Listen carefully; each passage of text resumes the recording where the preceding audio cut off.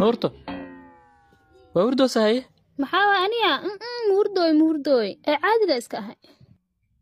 ma iga hubtaa haa muhurdooy caadi waay okay waqtigeena bixitaanka waxa waaye nuurto sorry maxaa soori ah adi horta xalay ma seexatay mise beena ii sheegaysaa waa ku sheegay xalasa muuqaal u fiirsanaysa waa kugu beri haddana keen qolkaa ku geeye soo kac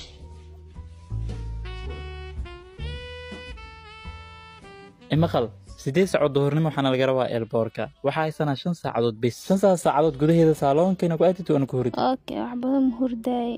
hayo okay aniga meesha fadhiga kugu sii sugaa